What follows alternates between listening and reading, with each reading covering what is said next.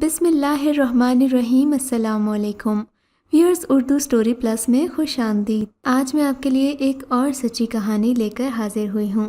امید ہے کہ کہانی آپ کو ضرور پسند آئے گی۔ کہانی پسند آنے کی صورت میں اس ویڈیو کو لائک کیجیے اور اس طرح کی مزید کہانیاں سننے کے لیے ہمارے چینل اردو سٹوری پلس کو سبسکرائب کیجیے۔ یہ اس وقت کی بات ہے جب وہ ایک طالب علم تھا، بس اسے پڑھائی کی دھن تھی۔ اس کے سامنے والا گھر کئی ماہ سے خالی پڑا تھا۔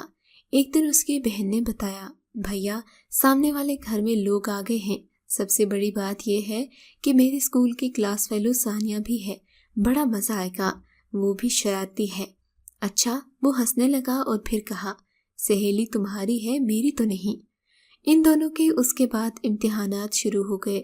وہ اور اس کے دوست رات گئے تک پڑھتے رہتے۔ دوپہر کا وقت تھا۔ رات دیر تک جاگنے کی وجہ سے آصف کا سر بھاری ہو رہا تھا۔ وہ کھڑکی کے نیچے سو گیا۔ اتنے میں باہر سرگوشی اور ہنسی کی آواز آئی اور پھر دبے قدموں کوئی کھڑکی کے پاس آیا۔ وہ سوتا بن گیا۔ دیکھنا چاہیے آج کیا شرارت ہونے والی ہے۔ آج کل اس کے کمرے میں کوئی نہ کوئی چیز غائب ہو رہی تھی، کبھی پین، کبھی کتاب۔ پوچھنے پر پتہ چلا ہم تو آپ کے کمرے میں جاتے ہی نہیں۔ اس نے سوچا آج رنگ کے ہاتھوں پکڑنا چاہیے۔ ابھی وہ سوچ ہی رہا تھا کہ اس کے اوپر بہت سا ٹھنڈا پانی آ گرا۔ وہ گھبرا کر اٹھ بیٹھا۔ یہ کیا حماقت ہے، اس نے تقریباً چیختے ہوئے کہا۔ دوسری طرف ہنستے اور بھاگتے قدموں کی آواز سنائی دی۔ اسے بڑا غصہ آیا۔ حد ہو گئی بدتمیزی کی۔ وہ صحن میں آ گیا۔ وہاں اس کی چھوٹی بہن نادیہ کھڑی تھی۔ یہ کس کی شیطانی تھی؟ اس نے ڈپٹ کر پوچھا۔ بھائی جان، میں تو ابھی آئی ہوں، مجھے کیا خبر؟ وہ روحاسی ہو گئی۔ امی چچی وغیرہ کہاں ہیں؟ وہ سامنے والے گھر میں گئی ہے، ابھی وہیں سے آ رہی ہیں۔ تو یہ پانی کس نے پھینکا؟ اتنے میں راشد جو باتھ روم میں چھپا ہوا تھا نکل آیا۔ میں بتاؤں بھائیا، یہ ثانیہ آپی نے۔ کہنے لگی بڑا مزہ آئے گا۔ باجی نے منع بھی کیا پر وہ کہنے لگی میں تو پھینکوں گی۔ نادیہ نے اسے گھورا، آئندہ منع کر دینا، ایسی بے وقوفی پھر نہ کرے اور نہ میرے کمرے میں آئے۔ میری کئی چیزیں ادھر ادھر ہو گئی ہیں، ورنہ میں پکڑ کر مرغا بنا دوں گا۔ بھائی جان، وہ تو لڑکی ہے، میری بہن نے معصومیت سے کہا۔ اس پر میں یعنی آصف ہنس پڑا اور کمرے میں چلا گیا۔ ایک دن ایک کتاب وہ جو دوست سے لایا تھا وہ غائب تھی۔ میں نے بہت تلاش کی پر نہ ملی۔ میں نے نادیہ کو آواز دی، پوچھنے پر پتہ چلا ثانیہ لے گئی ہے۔ ابھی میں اس کے بارے میں الٹا سیدھا بول ہی رہا تھا کہ وہ آ گئی اور مجھے میری کتاب تھماتے ہوئے بولی، یہ لو اپنی کتاب، میں کھا نہیں جاتی، پڑھ کر واپس کر دیتی، زیادہ اترانے کی ضرورت نہیں ہے۔ میں بھونچکا سا رہ گیا اس کی جرأت پر۔ اس نے بغیر کچھ کہے کتاب اٹھا لی۔ اس کا سارا غصہ ختم ہو گیا۔ کافی دن گزر گئے، کوئی قابل ذکر بات نہ ہوئی۔ ثانیہ اب بھی میرے گھر آتی اور چچی جان سے باتیں کرتی۔ چچی اسے بہت پسند کرتی تھی اور آپی بھی، کیونکہ وہ بہت شریر تھی، سب سے چھیڑ چھاڑ کرتی رہتی تھی۔ مگر اب وہ آصف کے کمرے میں نہ آتی۔ وہ اسے آتے جاتے دیکھتا مگر کبھی توجہ نہ دیتا۔ ایک دن وہ تیار ہو کر کالج جا رہا تھا۔ ابھی 2 قدم ہی چلا تھا کہ اوپر سے بہت سارا پانی اس کے قریب آ گرا۔ اس پر بھی چھینٹیں آ گئیں۔ اس نے اوپر دیکھا تو ثانیہ کھڑی مسکرا رہی تھی۔ اچھا آپ تھے، میں سمجھی گلی خالی ہے۔ اچھا بھائی، میں معذرت کرتی ہوں۔ آصف گھر واپس آیا، کپڑے تبدیل کیے۔ اس نے سوچا اس لڑکی کو ایک دن سزا ضرور دوں گا، آخر کیوں مجھے تنگ کرتی ہے۔ ایک دن کالج سے لوٹا تو دیکھا وہ اس کے کمرے میں جھکی میز پر کچھ کر رہی ہے۔ وہ دبے پاؤں گیا اور اس کی آنکھوں پر ہاتھ رکھ دیا۔ لڑکی گھبرا گئی اور ٹٹولتے ہوئے بولی، نادیہ یہ تم ہو؟ چھوڑ دو بابا، مجھے ڈر لگ رہا ہے۔ میں نے کہا آج بڑے دنوں بعد چور پکڑا گیا ہے، بغیر سزا دیے چھوڑنے کا سوال ہی پیدا نہیں ہوتا۔ میری آواز پر وہ گھبرا گئی اور معافیا مانگنے لگی۔ میں نے بھی کہا پہلے کان پکڑ کر اٹھک بیٹھک کرو، ایسے ہی معاف نہیں کروں گا۔ تم نے میرے قیمتی سوٹ کی ستیہ ناش کر دی۔ ٹائی اور قلم نہ ملنے پر امتحان میں دیر سے پہنچا۔ وہ معافیا مانگنے لگی۔ غرض میں نے اسے چھوڑ دیا، مگر اس دن کے بعد سے ہماری دوستی ہو گئی۔ عید آئی تو میں نے ایک رومال، عطر اور چھلا اسے گفٹ کیا۔ یوں ہمیں سلام پیام شروع ہو گیا۔ محبت کے اشعار تحریر کیے جاتے۔ कभी छत पर जाकर बातें होती। मेरा पढ़ाई से ध्यान हट गया। नतीजा ये निकला कि इम्तिहान में 3rd डिवीज़न आई। सब ने बुरा भला कहा। जो इज्जत घर में बनाई थी वो खाक में मिल गई थी। दादा जान जहां दीदा थे मामले को समझ गए। उन्होंने फौरन ही फैसला सुना दिया। अब ये यहाँ नहीं रहेगा बल्कि अपने बड़े अब्बा के घर जाकर तालीम मुकम्मल करेगा। इसके दोनों बेटे उसी के साथ हैं। उसने बहुत उज़र पेश किए मगर दादा जान का फैसला अटल था। वो चलते हुए सानिया से मिला। दोनों ने मुस्तकबिल के अहदो पैमा किए, कभी जुदा न होने का फैसला किया। वहां जाकर वो बहुत मसरूफ़ हो गया। सुबह शाम ट्यूशन सेंटर में पढ़ता, फिर वक्त गुजरने का एहसास ही न होता। यूं ही साल गुजर गया। इम्तिहान देकर वो घर चला गया तो पता चला सानिया की शादी हो रही है। वो हैरान रह गया कि आखिर इतनी जल्दी क्यों, मगर घर वालों से पता चला सानिया के निस्बत उसके मामू के बेटे शकील से तय कर दी गई थी। अब शकील को दुबई में अच्छी नौकरी मिल गई थी तो शादी हो रही थी। वो उसे भी साथ ले जा रहा था। दौलत में बड़ी ताकत है, इससे हर चीज़ खरीदी जा सकती है, बल्कि मोहब्बत भी। वो सानिया से मिला। वो खूब रोई, अपनी मजबूरी की दर्दनाक कहानी सुनाई। आसिफ ने उसे यही कहा कि तुम इस रिश्ते से मना कर दो, मगर वो ये भी नहीं कर सकती थी। उसके वालिदैन को लोग ताने देते, उनका जीना दो भर कर देते। उन्होंने उसे पाला पोसा था। वो उनको इस बात का ये सिला कैसे देती कि उनकी इज्जत खाक में मिला देती। आसिफ, मेरे बाबा बड़ी इज्जत वाले हैं, वो मुझे मार देंगे या खुद मर जाएंगे। आतिफ, मोहब्बत तो पाक जज्बा है जिसका ताल्लुक रूह से है न कि जिस्म से। जिस्म तो फानी है, उसे जुदा किया जा सकता है, मगर रूह तो नहीं। यकीनन तुम मुझे कभी नहीं भूलोगे। वो रूहानी हो गई। मेरे दिल में सिर्फ तुम हो, मैं तुम्हें कैसे भूलूंगा। इस तरह ये कहानी रिवायती अंदाज में ख़त्म हो गई। आसिफ बहुत दिनों तक उदास रहा। फिर तालीम मुकम्मल करके बाहर जाने का प्लान बनाने लगा, मगर जैसे ही उसकी तालीम मुकम्मल हुई घर में उसकी शादी के चर्चे होने लगे। उसने बहुत मना किया मगर बड़ों के आगे एक न चली। माँ ने धमकी दी कि अगर वो न माना तो वो उसे कभी माफ़ नहीं करेगी। मरता क्या न करता के मिस्ताक आखिर वो राजी हो गया। खूब धूमधाम से उसकी शादी खाला की बेटी से हो गई।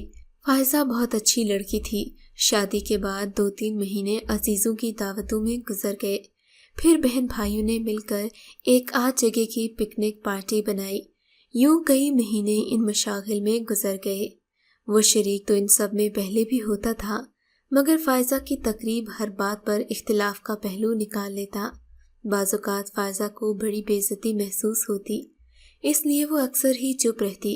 गुफ्तगू में कभी पहल न करती, कभी शिकायत करती तो आसिफ लड़ने लगता। क्या मैं तुम्हारी हर बात पर हाँ हाँ करता रहूं, यही चाहती हो? मैं अपनी मर्जी का मालिक हूँ। एक उसकी ये आदत थी कि वो घर से देर से आता। माँ ने भी टोका कि भाई अब तुम शादीशुदा हो, घर जल्दी आया करो, मगर उस पर कोई असर ही न होता। फायजा भी उसके बगैर खाना न खाती। वो आता तो खाना लगाती, कभी वो खा लेता, कभी कहता बाहर से खा कर आया हूँ। फिर वो थोड़ा बहुत अकेली खा लेती। तुम मेरा इंतज़ार न किया करो, खाना खाकर आराम किया करो।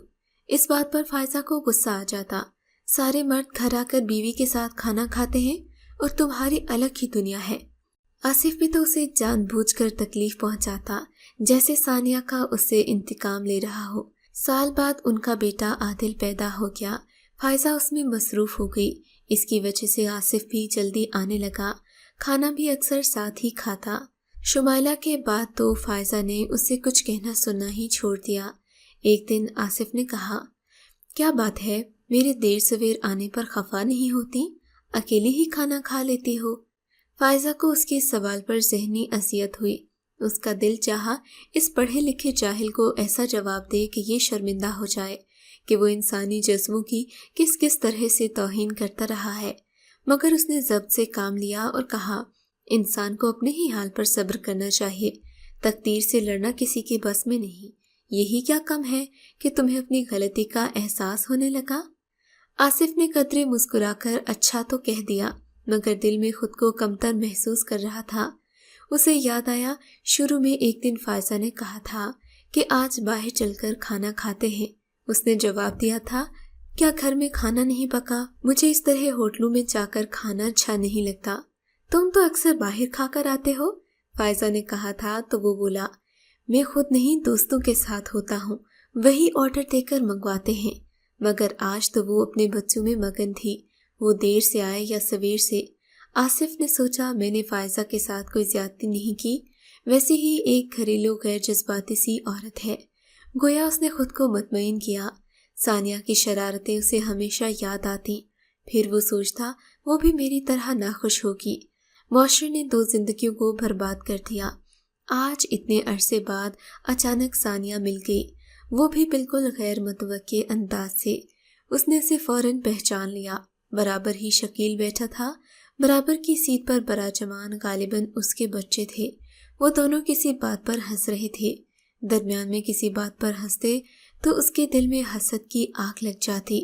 सोचा मिलूं या ना मिलूं, खैर चलो हाल अहवाल तो पूछ ही लेते हैं, इसमें क्या हर्ज है। मुझे देखकर वो भी जरूर खुश होगी, मुझे भूलने का तो सवाल ही पैदा नहीं होता।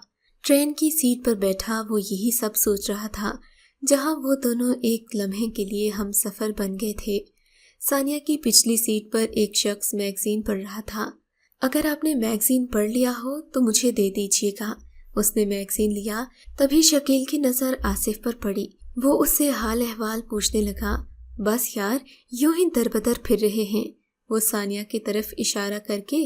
और अगर ये साथ ना होती तो बेमौत मर गया होता। मिसल मशहूर है, माँ न माँ के जाए, सभी लोग पराए, न जुबान न मकान। मुख्तसर ये कि पहले दुबई और फिर मुख्तलिफ इलाकों से होता हुआ पाकिस्तान आया हूँ। हल्की फुल्की बातों का सिलसिला चलता रहा। इन बातों में सानिया ने कोई हिस्सा न लिया।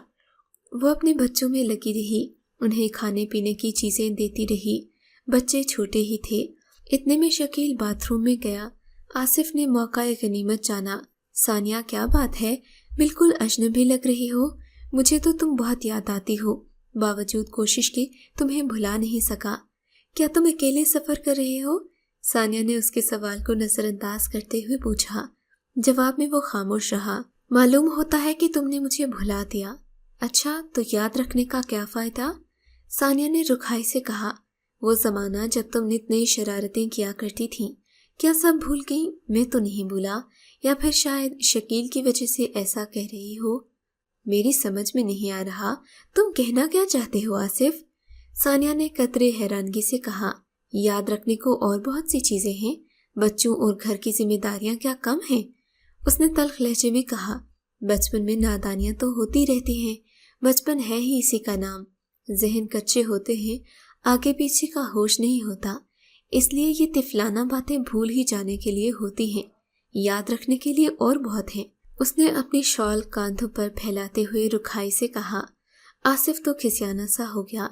वो खुद को हल्का महसूस करने लगा। उसके वहमो गुमान में भी न था कि सानिया ऐसा रूखा जवाब देगी। वो तो समझ रहा था सानिया उसे देखकर बेहद खुश होगी, माजी की बातें उसे जरूर याद होंगी और उससे बिछड़ने का दुख भी होगा। मगर उसकी तमाम खुशफहमी धरी की धरी रह गई। उसकी निगाहें नदामत से झुक गईं। एक शादीशुदा खातून से इस तरह की बातें नहीं करनी चाहिए थीं। इतने में शकील तौलिए से भाल झाड़ता बाथरूम से बाहर आ गया। शकील के सामने वो खुद को मुझसे महसूस कर रहा था। शकील उसका दोस्त है और सानिया उसकी इज्जत। वो एकदम खड़ा हो गया। इतने में उसका बेटा आ गया। चलिए पापा, अब तो यहीं बैठ गए। आसिफ वापस अपनी सीट पर आ गया।